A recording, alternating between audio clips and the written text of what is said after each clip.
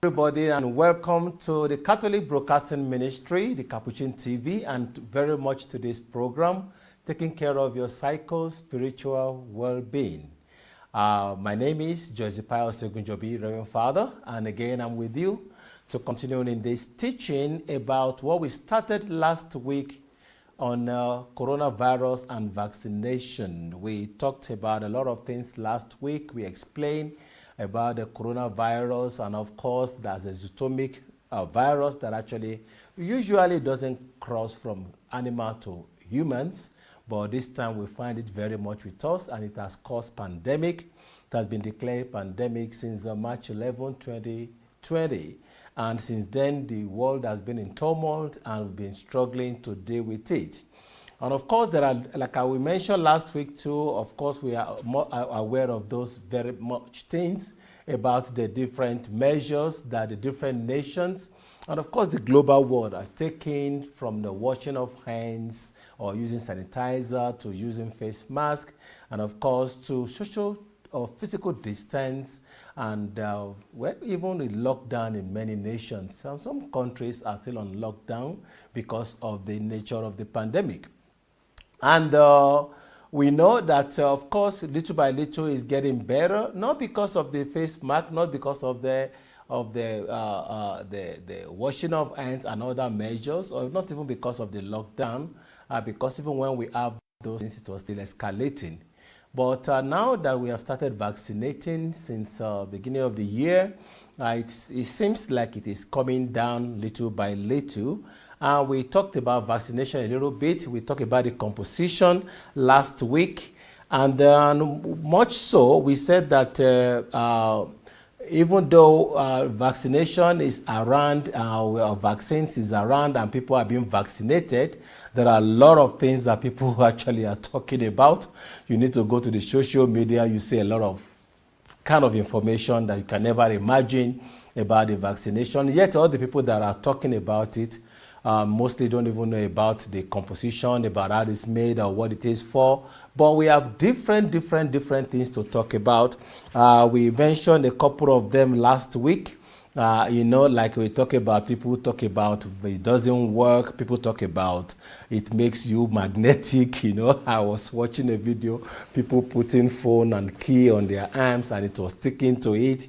And of course, we know that they were using adhesive to do that. It was not, just to give a kind of a false information to people.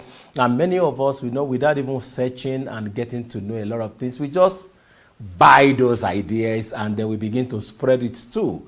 Negative messages, they tend to travel farther than even the real message, the good message, the positive ones. And people also talk about it to make you infertile. I was reading this recently. Somebody is still asking if being vaccinated, or not even being vaccinated, if moving closer to somebody who is vaccinated can affect your menstrual cycle. Can you imagine? We get all those kind of information. Just a few days ago, somebody was still telling me too that, if you have been vaccinated, you have 2 years to live. Can you imagine? And yet we even started the vaccination. It's not even up to 2 years yet. And people are already talking about in 2 years you're going to die. How do they know that? And guess what? There are many of us that are agents of, we are very good at carrying negative messages, and that's what we spread all around. And we have read about a lot of things about it again. But the truth is, we don't need to be afraid. We need to be careful. We don't need to be fearful. We just need to know exactly what we are doing. We already trusted our lives with our government and the scientists, and we just hope that they are also doing the right thing. But I can bet you that since the vaccination started, it has reduced a lot of things, and things are getting better. I was in the United States not quite long ago, and I see that people are already getting adjusted. Of course, people rarely actually even use face masks anymore. People are already shaking hands, they're already hugging, because they have a large number of people who have been vaccinated. And of course, a lot of questions still come about it, which we need to talk about, which we need to understand. Like I said last week, that coronavirus vaccine, it acts like any other vaccine that could be prophylactic, that is to prevent the effects of the future infection of the COVID, or it can also act as a therapeutic, in which case it's actually fighting the disease that you already have in yourself. And we did say that according to WHO, equitable access to safe and effective vaccine is critical to ending the COVID-19 pandemic. Well, unfortunately, many people don't even believe what the WHO say again this way. I don't know why. And of course, we don't even believe so much about what the Center for Disease Control, CDC, actually what they even still talk about.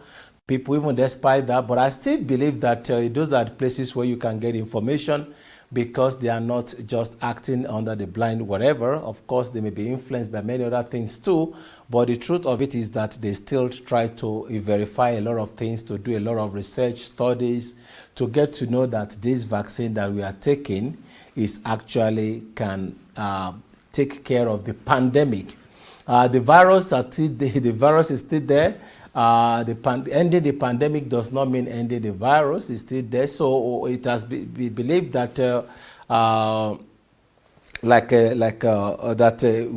within short time we may begin to let me not say short time, sorry, pardon me, that we don't know actually when, but we are expecting that it will soon be it may actually become no longer pandemic and become endemic, meaning that it's something that you may find in some other areas that may not be common.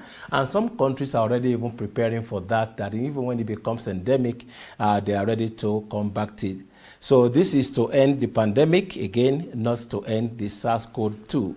So we know that there are many kind of vaccinations that are out there. The common ones is the Pfizer, BioNTech, and then we have also the Moderna. I talked about that last week.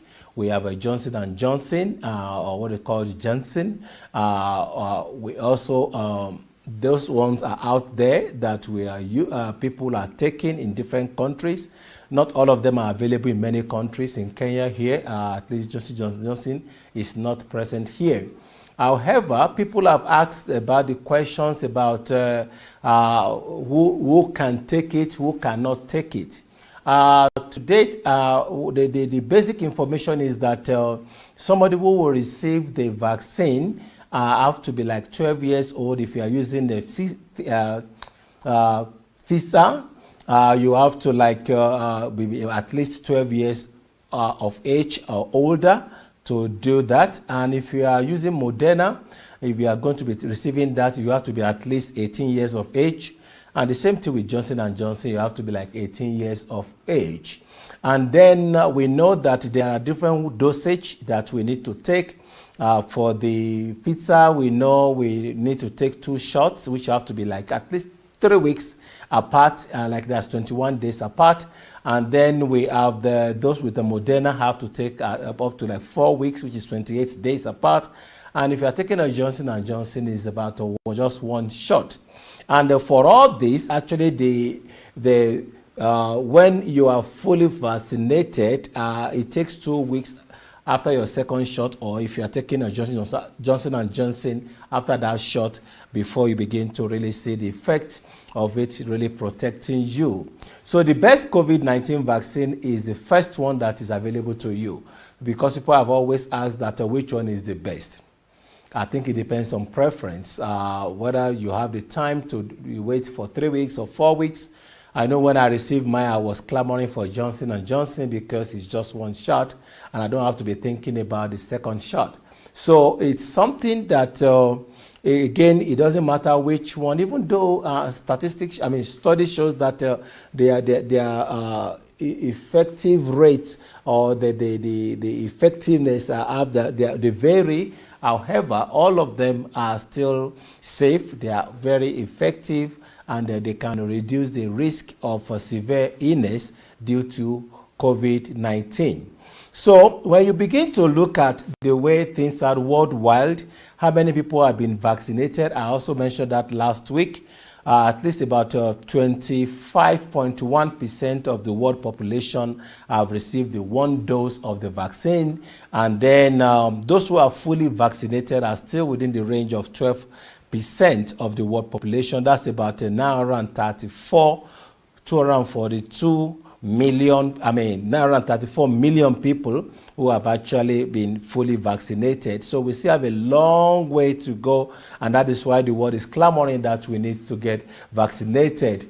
In the United States alone, there are about 56% of the population who are actually have received the first dose, or maybe even including those either Pfizer or Moderna, and of course those who have been fully vaccinated, including those who have taken Johnson & Johnson, have been 48.4%. And you can see the President of the United States still practically begging people to actually go and get vaccinated so that we all be safe. Of course, even there are incentives in the US. I don't know any other country where they actually even give you some things. Like I know I received $50 when I received mine. I don't know. And some people even won lottery from it. And in the Kenya here, we only have 2% who have been actually received their first dose. And out of those 2%, only 1% of our population here in Kenya have actually been who have actually received the 2 doses of the vaccination. So we are still in that process, and as we continue to do that, and I want you to continue because there are still questions people ask, and that I will be answering in the when I come back after the break, that we'll need to look at, and we'll actually look at is it actually, can it cause more problem for us? Apart from what people are saying that are conspiracy theories, but in the actuality, can actually get you sick, can it actually heal you, can it actually cure you, who can actually take it? If you have COVID, can you take it? I'll be responding to that by the time we come back after the break. So again, this is Catholic Broadcasting Ministry, Capuchin TV, and this is this program that we run every Thursday from 2:30 to 3, taking care of your psycho-spiritual well-being. My name again is Joseph Pius Egujobi, Reverend Father. Stay tuned.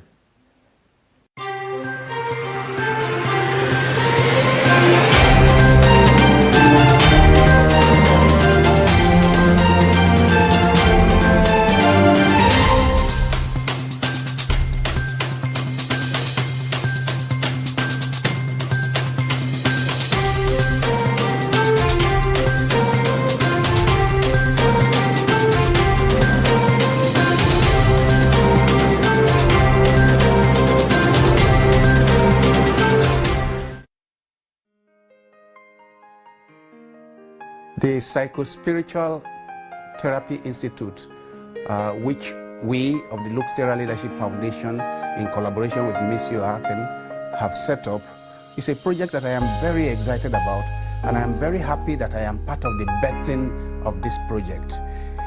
It is aimed at healing of pastoral agents that run into problem on account of widespread trauma, on account of burnout, on account of addictions, and all kinds of problems that pastoral agents do have. But with this project of the Psycho-Spiritual Institute, we shall now be training experts in psycho-spiritual therapy who will be available in various countries, various dioceses and congregations to help their colleagues who are in difficult life situations of an emotional and psychological nature.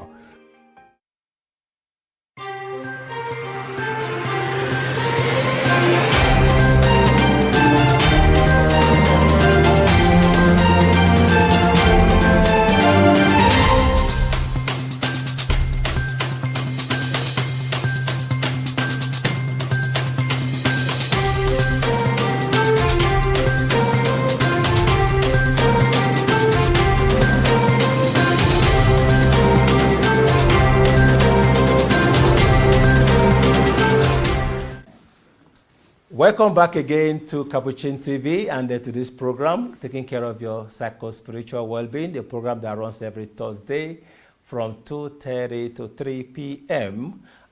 Eastern African time. My name is Josiah Segunjobi, and I've been discussing since last week on the issue of vaccine. And of course, this time we've tried to look at different things that what people have said about it, and why it is important for us to actually take it, because as far as we know, it is still very much the thing we know now that can actually help us to end this pandemic. And somebody once asked me also that can someone with COVID-19 who already been infected with COVID-19 be vaccinated? I will simply say yes, because those who have previously tested positive for COVID-19, they still need to be vaccinated according to the latest information on Ottawa Public Health website, which actually says that there is no information that suggests that antibodies from the recent SARS-CoV-2 infection will interfere with vaccine efficacy. Meaning if you have been infected, you've been treated, or maybe it's still even active in you, yes, you can still take your vaccination, you can still be vaccinated to cure the one that is there. When I mean curing, not necessarily killing the virus, but at least to give you the chances of living better, and of course to prevent you from the future infection. Just like some people believe that once you've been infected once, your body develops immunity so much that you cannot be infected the second time. But I bet you that is not true, because I know people who have been infected 2 or 3 times. So don't think because you've had it before and you have overcome it, you've recovered, therefore you cannot have it again. And someone also said that, like I said, that is it going to kill us in 2 years? Well, that also is unfounded. That kind of information is unfounded. You cannot say that. What we know is that the vaccines, the COVID-19 vaccines, are effective. They are very, very effective, up to in the 90% effective. And then they can keep you from getting and spreading the virus that causes COVID-19. So when the COVID-19 is taken, it can also help you from getting serious illness. And of course, it can help you to protect yourself and protect others from people who are around you. So people who are at risk for severe illness from COVID-19, of course, need to be vaccinated. Again, everyone, I know you don't want to hear this message because of the different stories you've been hearing about the COVID-19, but the truth is that even the paracetamol you take, even the antibiotics you take, do you even know what is inside of them? But you take them you just take them with faith that it's going to cure you. And of course, they do cure us from our headaches, from our cold, from whatever it is. Do you know what they are made of? You don't. You are not a scientist, you are not a virologist, you are not a pharmacist, you are not whatever. Not many of us are, so we just take those things. Even ordinary what is in your toothpaste, you don't even know what it's made up of. So when they are telling you, those who are telling us to be vaccinated, of course you think they just want to kill everybody. Okay, if they kill everybody, like in my culture they said the heaven is falling, it's not the case of one person. So if heaven is falling, it's falling on all of us. So if all of us are going to die, okay, well, let us see. But at least you have to be, prevention is better than cure, and the prevention surely costs less than treatment. So you don't need to get to that level before you begin to look for anyhow cure. However, we know also that there are some effects that people who take COVID-19 actually experience. I remember when I was taking mine, they were asking me which hands is it that I don't use often, so that in case I'm reacting, to the vaccine, because some people actually had reactions. Some people suffered what kind of called pain. Some people have redness, especially if you are red skin. And of course, there are other people who begin to feel tiredness, headache, muscle pain. They feel like cold, like fever, nausea, even some for about a week or 2 after COVID-19. And of course, the recommendation is that if you had a severe or immediate allergy or allergic reaction, which can happen to anything, it doesn't have to be vaccine to have allergy. You can take another medication. That's why in the hospital, they will ask you if you are allergic to anything. So there's a possibility your body may not actually go well with certain things, not because of the vaccine itself, but because of your own body composition. So it is always good to actually, when you are having a serious infection, allergic reaction, you may want to see your doctor to actually verify. Of course, there are things you need to do. There are things you can do to reduce the pain and the discomfort that you experience when you get the shot. You know, when you get the shot, some people actually have swollen arms for some time and it goes away. Some, they don't even have any effect. I didn't really have any effect in my arms. I was normal for the day. From the day I took it till now, it's over a month that I took mine, and I'm still here. I'm still breathing. I'm not sick, so I'm a testimony that it can actually not have any effect on you. But if it does, you need to take care of it. And one of the things you need to do is to apply the clean, cool, wet washcloth over the area. You know, if you know where you're just taking it, meaning that clean the area so that it can prevent contamination or whatever.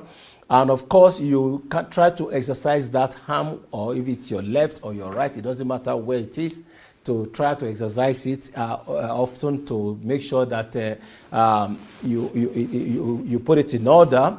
And it is recommended that you drink plenty of fluid, water, you know, which is preferable. Not when we say fluid now, I'm not talking about alcohol, you know, but water, you know, and of course, dress lightly in such a way that the arms is not tight, or, you know, because you just took that. You can actually do all those things. They help you to keep with in case there's going to be a kind of a side effect of the COVID. But like I said earlier, it's not going to react to everyone the same way, just like any other medication that they do not react to everyone the same way. Some of us experience side effects in some medication, in some we don't. So with COVID-19 vaccine also, there is that. But I can just tell you categorically today that you don't need to be afraid. I've said that over and over again. And of course, don't be naive. Don't be, and don't be ignorant. Ignorance is the you know, like I used to tell my students that you know, knowledge is a disease. But I don't stop there. It's not the case just that, you know, because if you don't know something, you actually live free. But you see, ignorance also is worse than the knowledge. Knowledge is a disease and it is curable or treatable. But ignorance kills. Before you know what is going on, you are dead. So when you are picking your information, of course, the kind of knowledge you also get, are you getting the right information? That's very important. So don't be careless as well. I'm going to talk about that shortly. Don't say because you are vaccinated, you can jump around anyhow, shake anybody anyhow, because remember, you can still get coronavirus even when you are vaccinated. I'm going to talk about that later. So get vaccinated and protect yourself. Get protected. Still use your face mask when necessary. When you are not in the crowded place, you know. When you are in the crowded place, use your face mask and wash your hands regularly. Let us fight this pandemic together. It has paralyzed a lot of things in our world, and we need to join hands together to fight it. And again, let us regain our biopsychosocial, techno-spiritual health. Let us do everything possible, from the physical to psychological to technological to social to spiritual, anything we can do at all to get ourselves back to where we are. Like I said shortly, that you know, being vaccinated can still get, does not mean you cannot get COVID-19 again. You can still get it. And of course, there are studies that have been done in that area. According to the Center for Disease Control and Prevention, COVID-19 vaccines are the best way to protect people from getting seriously ill with the virus. And it staves off extended hospital stays or deaths. Even when you eventually still have it, it cannot kill you because you are vaccinated. But rarely does fully vaccinated people can contract coronavirus. And like I said, not that they cannot contract it, but rarely can they actually contract it because they are already been vaccinated. So there's a study that was done by Zoo COVID symptom study that they discovered that those who have been vaccinated, who eventually got COVID-19, have some these 5 common symptoms. And just like mild ones, like headache, they have headaches. If you are on the cold, they have running nose, they still sneeze, they still have sore throat, and the loss of smell. And they will say that by the time you're actually having running nose for too long, even when you have been vaccinated, but you are having this constant running nose that looks like flu kind of a thing, then please still go and check yourself if you are infected. And if you are vaccinated, it doesn't mean that you cannot transmit it. Because if you are vaccinated, you still have the virus. The issue with your vaccination is that it doesn't harm you. It doesn't take all over you that can kill you.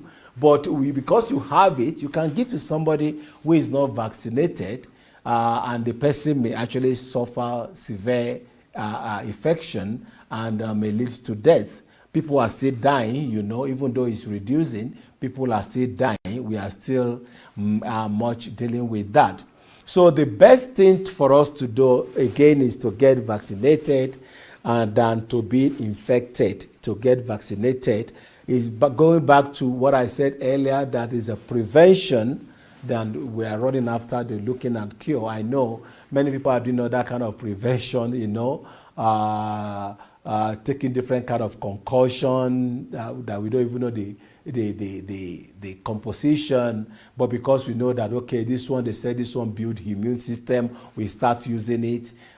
Zinc is very good. I think I did that too. There was when I heard when you have a vitamin C and zinc in your body may prevent you. And I know I travel a lot, so I know I have to get tested many times, so I have to start taking zinc and whatever. But again, I still try to be careful in such that you don't even know whether the zinc or the whatever in your system is already too much or too many, and you are still putting more.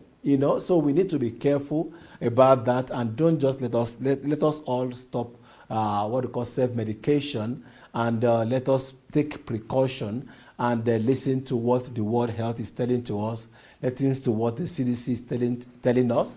Let's listen to what our government is telling us about this. Well, sometimes when they come out to tell us about things, they're not just saying it out of their selfishness like we think. Sometimes they do, but not always. It's still, again, to make sure that we are all safe and in good hand. So that's I put my stop. If you have a question, you can ring me on Kenya number 073-913-7728. 073-913-7728. Or you can email me on joyzyp@yahoo.com. That's JOYZYP@yahoo.com. I repeat, JOYZYP@yahoo.com. Once again, good to see you all the time, and thank you for following us every week. My name again is Joseph Segunjobi, the host for this program, taking care of your psycho-spiritual well-being. Have a blessed afternoon.